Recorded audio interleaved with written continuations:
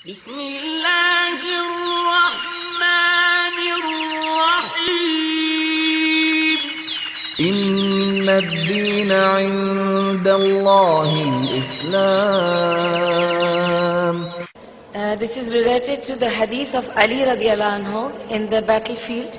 How do we remain steadfast in the face of our enemy whom openly mocked our Prophet sallallahu alaihi wasallam? This question is from a sister. Okay, that's a very good question. What do we do when somebody insults our Prophet sallallahu alaihi wasallam? The first time it happened to me, I was at George Mason University giving a speech. After the speech, one came up to me. He's not Muslim. He was an old man, actually, and he knows Arabic, and he came in my face, and he said, "What do you say about a 53-year-old man that has sex with a 6-year-old girl?" Whoa, when he said this, I almost passed out, because I couldn't believe anybody would talk like this. I couldn't believe somebody would say something like this. I knew what he meant by what he said. I was so upset, I started taking my coat off. And I would give it to the sheikh who was with me. I said, just hold my coat. I'm going to go on this guy. And as I was taking my coat off, I looked at him and I said, this depends on your question.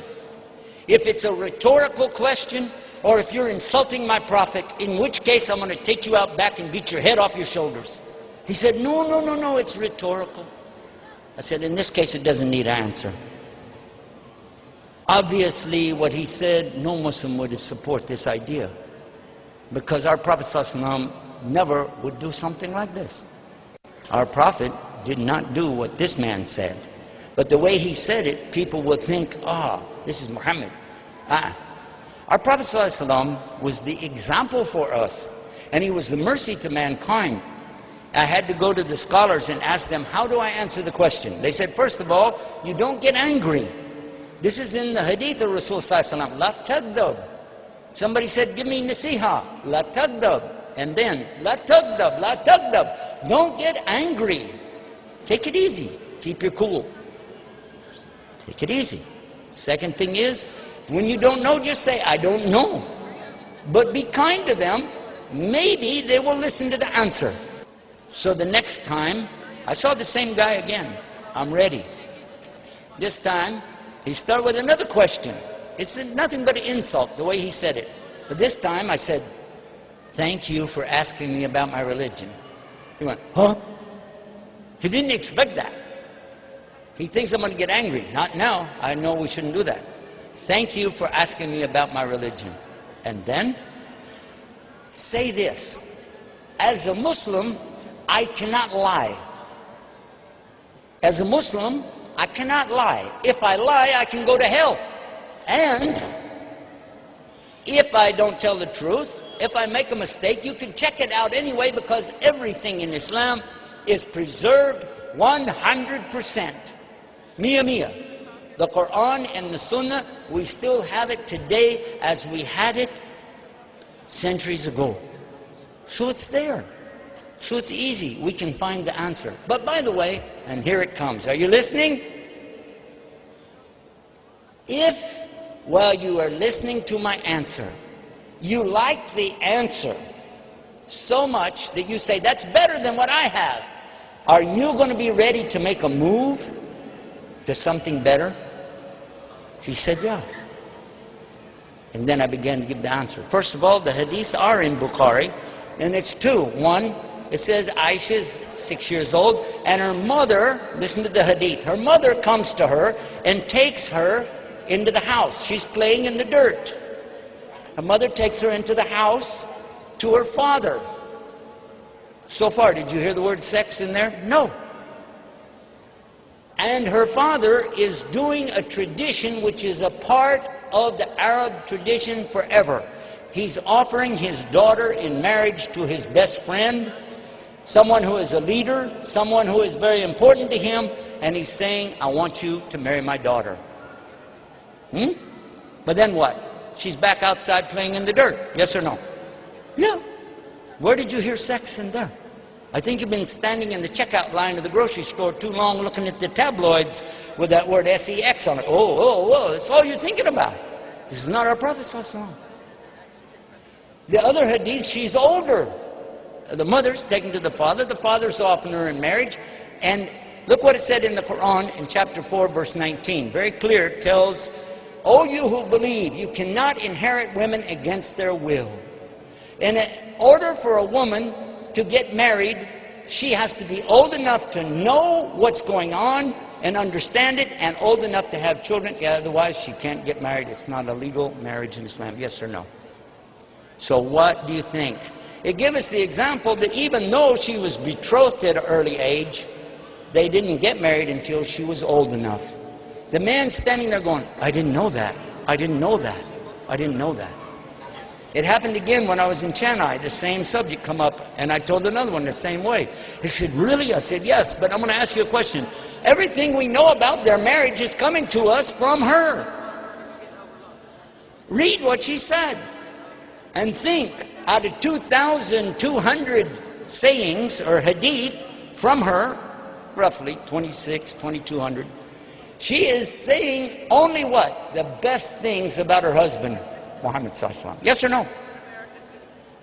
And all that she said again and again, she's praising him, loving him, caring about him. She talks about when she was young, she used to race with him, and she used to beat him. She said, "I got older, I got heavy, and then he used to beat me in the races."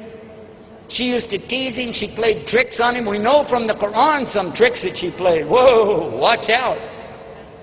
But still, he was a very caring and loving husband to her. So much so when he died, sallallahu alaihi wasallam, he wanted her to be there. He died right there in that house with his head in her lap.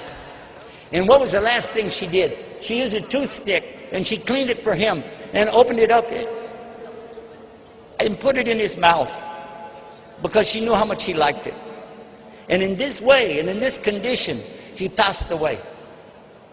And for the rest of her life, she narrated from him and never said a single bad word ever about her husband. Do you know any women today who could go their whole life and never say something bad about their husband?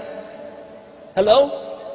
Do you know a woman who can go even 1 year or 1 month or 1 week, maybe not even 1 day, and she's saying something about her husband? Aisha radiallahu anha never said a single bad word on her husband. Yes or no? And she never even considered to look at another man for the rest of her life. In her heart and in her mind, she is still married to Muhammad sallallahu alaihi wasallam, and they will be together in Jannah, in the paradise, and live there happily ever after. I'm asking you a simple question. Is this the best love story you ever heard? Or do you like the story of Shakespeare's Romeo and Juliet on Valentine's Day, talking about, oh, what a love story, Romeo and Juliet. 2 young lovers, one a preteen, maybe 12, and one 14, something like this, very young, from 2 separate tribes that did not like each other. They hated each other, they were fighting. So the Capulets on the one side, and the other family on the other side, and they hate each other. And they don't want their children to even know each other, so they sneak behind their back. Did they get married? No. What did they do? I don't want to mention. And then what? One of them commits suicide. And then the other one commits suicide.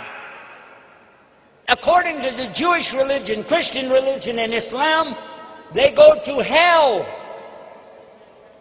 Compare that to the story of Muhammad and Aisha. And tell me what you think is really the story of romance. And he said, Ashhadu an la ilaha illallah, Ashhadu Muhammad Rasulullah.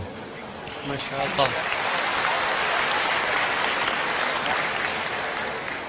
Just remember this, no matter how harsh the questions come, you have a responsibility to present Islam in the best way. Don't try to be Ahmed Deedat, or don't try to be Zakir Naik, don't try to be Yusuf Estes. Be you. Be yourself as the best Muslim you can be. Wallahi. And I don't like to say wallahi because I'm not Arab anyway, but when I say this, I really mean I wish all of us would just use what Allah gave us and be the best Muslim you can be. This would destroy shaitan on this planet. He wouldn't have a chance. May Allah guide us. Ameen.